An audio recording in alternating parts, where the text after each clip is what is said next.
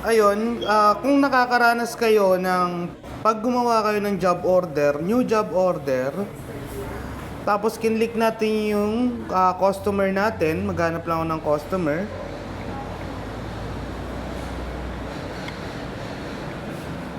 Yan. Tapos, nag-add tayo ng combo or services. Tapos, sinave ko. Okay. Pag save ko niyan, mapapansin ko na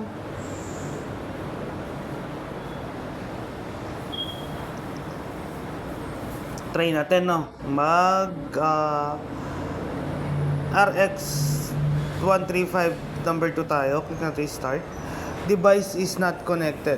Okay? Kapag nakakaranas tayo ng device is not connected, punta muna tayo sa home station. I-check natin yung station natin kung naka-online. Kapag ito lahat ay naka-offline, ibig sabihin hindi tayo connected sa Wi-Fi. Or, kapag may isa dyan na hindi naka-online, ibig sabihin dun sa mismong device yung dapat nating i-troubleshoot. Okay? So, refresh lang natin to. Para ma-refresh to, click lang natin yung update existing station.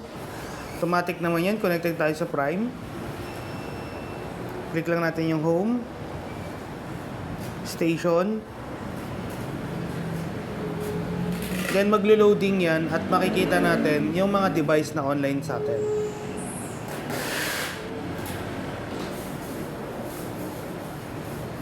Medyo matagal lang talaga yung loading yan kasi chine-check niya isa-isa yung mga device natin. Ayun. Makikita ninyo yan ay online lahat. So itong mga offline is either wala na sa shop natin o may sira yung ating SAC. Okay?